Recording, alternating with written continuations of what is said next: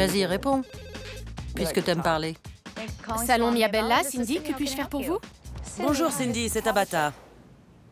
Oh, bonjour Tabata. Prenez vos clés et rejoignez-moi à l'extérieur avec Marjorie. Ok. On arrive tout de suite? Quel stress. J'ai fait installer des caméras de surveillance dans le salon pour voir comment Cindy et son équipe se débrouillent. Il est temps de les débriefer. Bonjour. Bonjour. Vous m'avez demandé de l'aide, En effet. donc me voici. Merci d'avoir décidé de nous aider. Venez. Ok.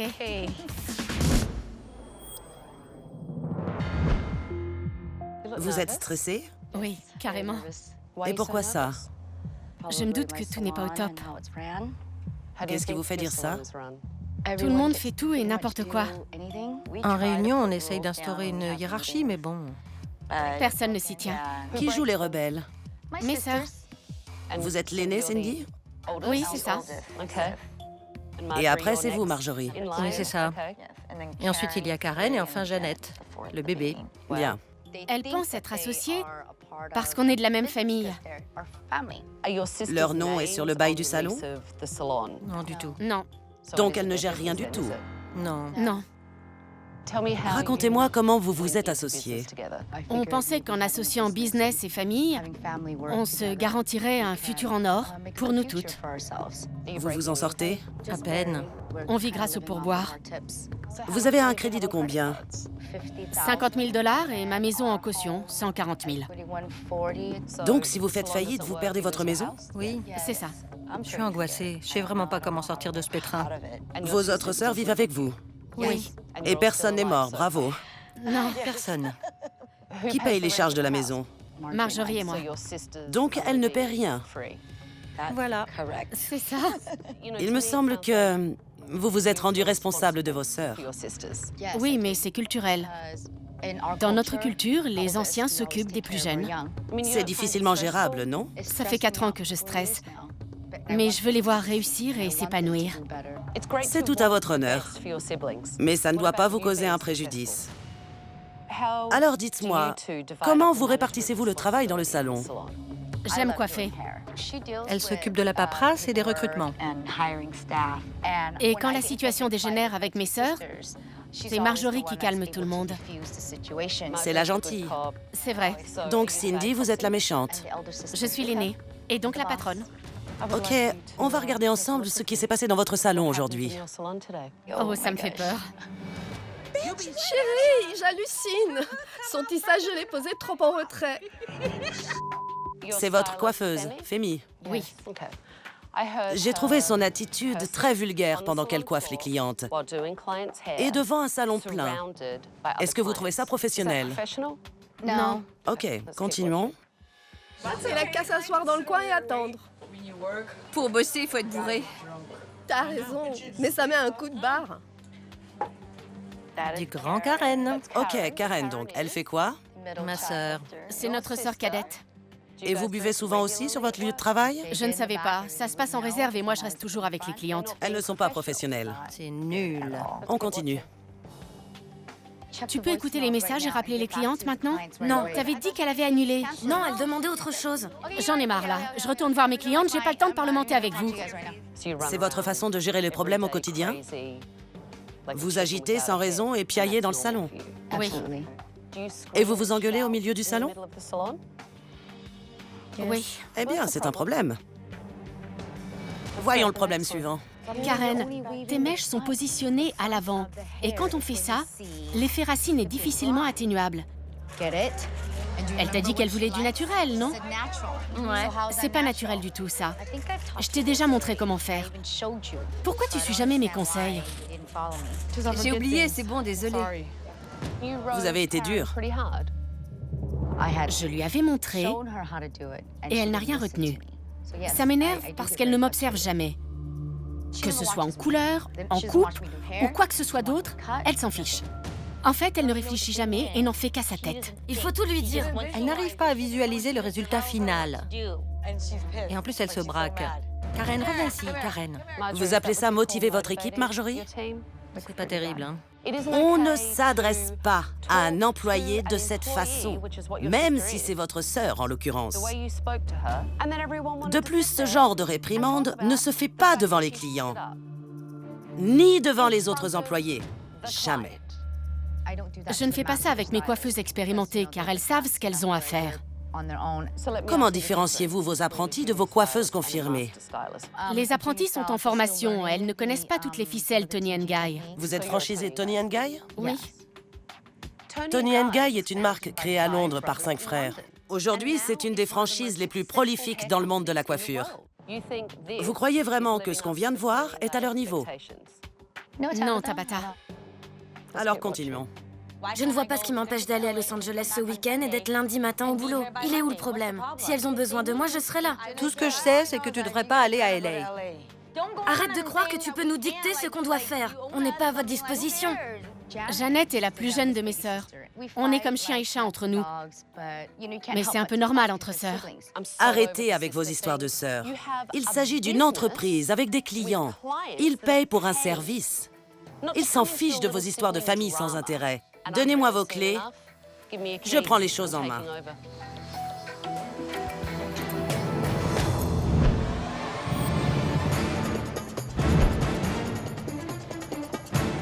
Bonjour à tous. Rassemblez tout le monde. Mon nom est Tabata. C'est moi le chef maintenant. Vous avez l'air pétrifié. Non, je suis contente. Vraiment? Oui, on a besoin d'aide. Vous êtes en effet un des problèmes à régler. Tabata va m'en faire voir. Elle m'a fixé droit dans les yeux. Elle va me saouler. Je n'ai pas souvent vu des gens aussi peu professionnels. J'aurais honte à votre place. La façon dont vous vous parlez me révolte. Trop de choses sont insupportables. Alors j'ai annulé tous vos rendez-vous pour la semaine à venir. Je vais gérer ce salon et c'est fini les vacances. Sympa tout ça. C'est la place de qui? Karen. C'est ici que vous travaillez, Karen? Et vous trouvez ça agréable pour un client? Non. Qui se charge du ménage? Eh bien, Eh bien, Christina, mon assistante. où est-elle? Quand avez-vous nettoyé le salon, Christina? Aujourd'hui? Vous êtes sérieuse? Venez ici. Asseyez-vous, passez votre main ici. Vous voyez la poussière? Les clients ne voient que ça quand ils attendent. C'est dingue. Regardez donc ce qui vient de tomber du miroir. Honnêtement, j'avais pas vu à quel point la saleté s'était accumulée ici. C'est vraiment dégoûtant. J'ai honte. Vous avez un chariot chacune pour ranger votre matériel? Oui. Oh là, Le salon était tellement pourri que Tabata a dû enfiler des gants. c'est répugnant. Être aussi nombreuse et ne pas entretenir le salon, c'est honteux. Cindy, venez par ici. Vous voulez que je vous mette ces pinces? Elles sont répugnantes. Et ça, vous appelez ça un bac à serviettes? C'est de la nourriture avariée. La moquette est pleine de cheveux, c'est incroyable. Vous n'avez aucune organisation ici. Rien n'a de place définie. Vos factures, elles sont où? Elles sont par là. C'est curieux d'avoir appelé ce salon le Mia Bella. Il n'y a rien de Bella ici. Vous pensez qu'on va stériliser le matériel avec ces bidons? Ils sont immondes. Je n'ai jamais vu un salon aussi insalubre de toute ma vie. L'expression de votre visage résume bien la situation. J'aurais pu remplir une benne à ordures avec tout ce que j'ai retrouvé sur le sol. Cet endroit est répugnant. Le pire, c'est que l'équipe n'en a rien à faire et ça se sent. Pourquoi vous pleurez, Karen? C'est vraiment sale et je veux pas être associée à ça. Être associé à quoi? On n'est pas des animaux. Et ça me gêne que mes clients aient eu à subir ça. Les choses doivent changer. Tout doit changer, oui. Je vais avoir besoin de votre aide. Je ne pourrai pas tout faire toute seule. Nous allons faire une réunion du personnel demain à 9 h et je ne tolérerai aucun retard. Allons-y.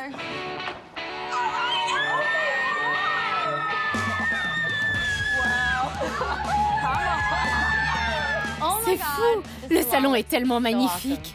Qu'en pensez-vous? Je ne sais pas quoi dire. Oh, c'est tellement beau! Oh, ne pleurez pas. Quand je suis arrivée dans ce salon, c'était l'endroit le plus sale qui m'ait été donné de visiter.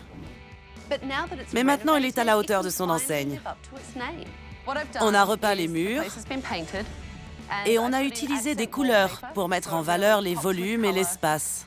C'est vraiment un plus. Le salon d'attente a été réaménagé. Et enfin, on a installé de nouveaux fauteuils, une nouvelle caisse et de nouveaux postes de travail dessinés par Takara Belmont. C'est super. On vous a fourni aussi de nouveaux stériliseurs de brosse. Il rentre bien. Et sur l'ordinateur, on a installé un nouveau logiciel pour les prises de rendez-vous. Je peux voir l'ordinateur déjà? Tout a été organisé, rangé et étiqueté pour que vous sachiez où tout se trouve. Venez ici. Vous avez toujours peur de moi? Vous aviez éclaté en sanglots quand je suis arrivée et que je vous ai dit combien le salon était sale. Vous vous sentez mieux maintenant? Je me sens comme une princesse. Mia Bella regagnait ses lettres de noblesse. Le salon était absolument comme dans mes rêves. C'était magnifique. C'est la réouverture aujourd'hui. Une nouvelle ère pour Mia Bella. Mélissa, concentrez-vous sur vos coupes. N'oubliez pas vos diagnostics et vos techniques. Jeannette et Karen vont s'intégrer à l'équipe. Il n'y aura plus de favoritisme ni de drames familiaux au milieu du salon. Soyez professionnels. Je sais ce qu'il me reste à faire pour m'améliorer. En tant que personne et en tant que coiffeuse, je dois gagner en maturité. Marjorie, aujourd'hui, je veux vous voir diriger le salon dans sa totalité. Et vous, Cindy, s'il vous plaît, on arrête de materner tout le monde, particulièrement vos sœurs. Cindy doit faire son boulot et nous traiter comme les autres. Nous, on va la traiter comme une patronne et nous intégrer à l'équipe. Préparez vos postes de travail. Les clientes vont arriver. Salon Christopher Hill? Tim, Oui. Tabata à l'appareil. Ça alors, bonjour. Allez chercher votre femme Alexis. Rejoignez-moi dehors. Bien, madame. J'ai fait installer des caméras de surveillance dans le Christopher Hill Salon. Et je vais maintenant montrer les images à Tim et Alexis. Oh, mais c'est pas vrai! Merci beaucoup d'être venu. Nous avons tellement besoin de vous. Calmez-vous, calmez-vous. Vous êtes enceinte, n'oubliez pas. Vous avez sollicité mon aide? Oui, absolument. Eh bien, me voici. J'en reviens pas. Je voudrais que vous veniez avec moi. J'ai quelque chose à vous montrer. D'accord. Très bien. Alors, dites-moi un peu ce qui se passe. Nous avons plus de 200 000 $ de dettes. On a hypothéqué notre maison. Si on perd le salon, on perd notre maison. Je suis enceinte de 6 mois de mon deuxième enfant et je ne veux pas me retrouver à la rue. 200 000 $, c'est une sacrée somme. On est plus proche des 300 000. 300 000 $? Pourquoi tu me l'as pas dit? Vous ne le saviez pas? Non. Pourquoi tu me l'as pas dit? Grosse somme. Surtout avec un bébé à la maison et un qui va bientôt arriver. Ouais. Et dites-moi, vous savez comment gérer un salon de coiffure? Pas du tout. Nous ne sommes pas coiffeurs. On est des chefs d'entreprise. Avant, je travaillais dans une société de consulting en gestion d'entreprise. Vous n'avez aucune expérience dans le milieu de la coiffure? Je sais pas toi, mais moi, je pensais qu'il suffirait de rénover le salon et d'acheter du matériel haut de gamme, des fauteuils haut de gamme. Apparemment, ça n'a pas marché. Nous voulions que notre salon devienne le meilleur salon de Brentwood et le meilleur salon de Los Angeles. Peut-être que je me suis un peu emballée. Et vous aviez de l'argent pour ça? Non. Je vais vous dire, Alexis, il ne suffit pas d'acheter de nouveaux fauteuils et de repeindre les murs pour que votre salon devienne le meilleur salon de Brentwood. Ça montre juste que vous n'y connaissez rien. Apparemment, les clients se plaignaient du salon avant les travaux. Oui.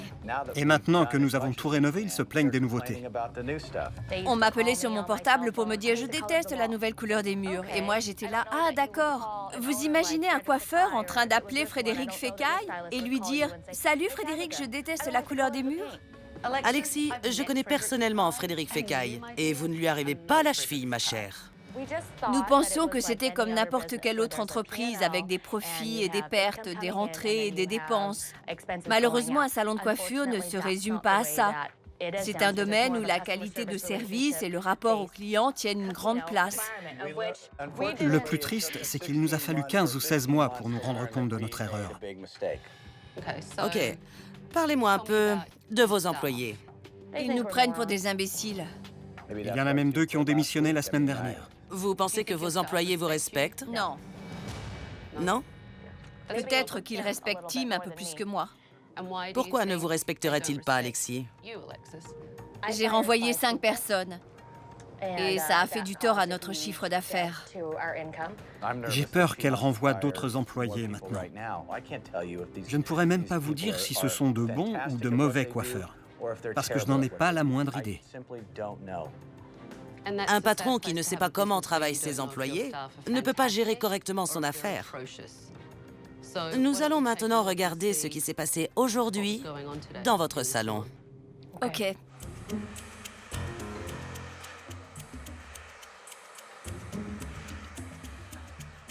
Elle se fait faire les ongles. Pendant les 3 jours où elle était censée me former, elle se faisait coiffer, c'est normal? Vous vous faites coiffer tous les combien? Environ 2 fois par semaine. Mais j'en profite pour amener des fournitures. Bravo.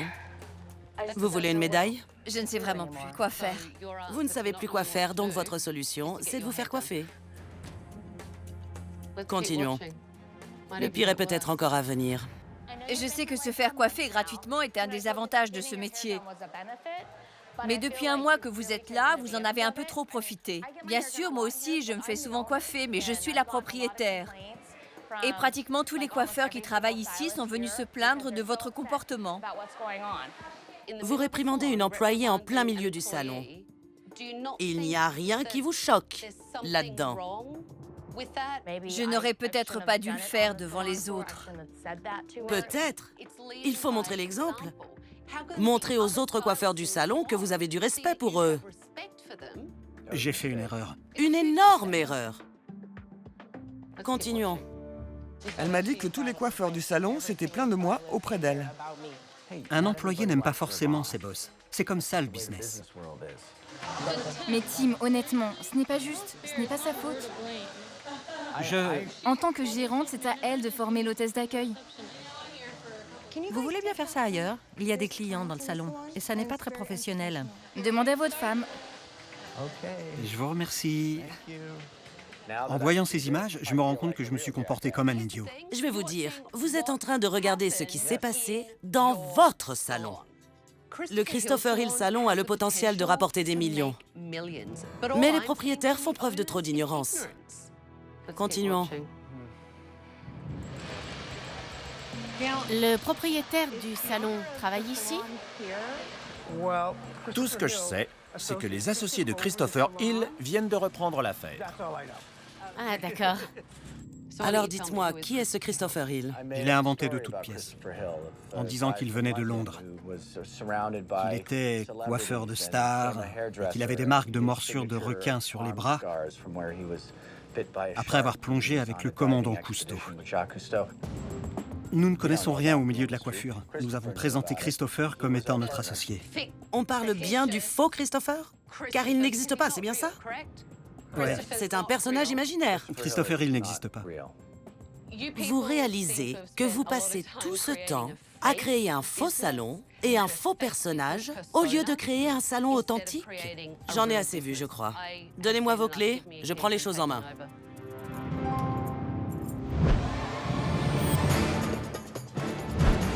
Il n'y a même pas écrit Christopher Hill. Non, madame. L'enseigne du salon est horrible. Ultima Salon, c'est l'ancien nom. Les gens doivent se dire, s'ils ne peuvent même pas changer l'enseigne, ils ne doivent pas valoir grand-chose. Bonjour. Approchez-vous. Bonjour à tous. Je m'appelle Tabata et je reprends les choses en main. Quand j'ai vu Tabata arriver, je me suis sentie soulagée. On allait retrouver un peu d'espoir. Après avoir discuté avec Alexis et Tim, tout ce que je peux vous dire, c'est que vous avez besoin d'aide. À qui appartient ce poste? C'est vraiment dégoûtant. Mais c'est ma brosse préférée. Elles sont répugnantes. Je ne veux plus les voir ici. Je vais les brûler. Les employés ne respectent pas leur poste de travail et ils ne prennent pas soin de leur matériel. Si je revois un jour ces brosses dégoûtantes ici, je les brûlerai moi-même. Et là, ce sont les fauteuils de massage shiatsu.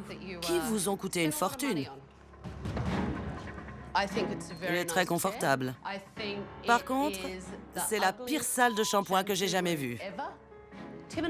Tim et Alexis ont dépensé tout cet argent dans des fauteuils shiatsu, alors que la salle de shampoing ressemble à une prison. La couleur est atroce. Ce sont les décorateurs qui l'ont choisi. Les décorateurs l'ont choisi et vous n'avez jamais donné votre avis? Si, on a donné notre accord pour cette couleur immonde. Et en plus, il y en a partout. Regardons les produits professionnels que vous vendez. Intéressant. Parfum pot pourri. Quand on entre chez un coiffeur professionnel, ce n'est pas pour acheter des produits qui sentent les toilettes. Vous trouvez peut-être ça drôle, mais moi je trouve ça révoltant. Je vais vous dire, à part la couleur hideuse des murs, les fauteuils sont tout neufs, les postes de travail sont tout neufs. L'ensemble du salon est très propre et agréable. Il y a un gros potentiel. Mais je veux savoir ce que vous pensez qui pourrait être amélioré. Donc, réunion demain à 9 h. Et soyez à l'heure. Suivez-moi. Regardez. Là-haut, le nom du salon. Ça vous plaît? J'adore. C'est magnifique. Prêt à rentrer? Oui. Moi aussi. Allons-y. Oh, c'est pas possible. Regardez. Dans le salon d'attente, il y a de nouvelles banquettes. Et comme vous le voyez, la couleur des murs a changé. J'adore les tapis. La couleur des murs éclaire complètement le salon. Et oui, Kevin, chacun a maintenant son tapis. Alors, content? Je suis ravi. Je suis fière de ce salon. C'est un endroit qui me donne envie d'y travailler. Vous voulez pas venir redécorer notre maison? C'est incroyable. Cette partie-là n'inspirait pas la sérénité et n'était pas jolie à regarder. Maintenant, ça fait plus penser à un spa. Et pour vous, les coiffeurs, j'ai fait venir des pinces sépare-mèches, des brosses, des peignes. Chacun de vous a maintenant son propre matériel. Merci. OK? Fini les brosses dégoûtantes, Marcel. Je vais remettre ça là. Oui, fini les brosses dégoûtantes. Et pour vous, Tiffany, j'ai préparé une checklist qui vous aidera à accomplir votre mission. Quant à vous, Tim et Alexis, vous allez avoir du pain sur la planche. C'est votre salon et aujourd'hui est un nouveau jour. Vous allez devoir mettre la main à la pâte. Veillez à ce que vos employés aient tout ce dont ils ont besoin et vous assurer qu'ils se sentent soutenus et chouchoutés. Tous à vos postes. Préparez votre matériel. Il faut absolument que tout soit prêt quand les clients vont commencer à arriver.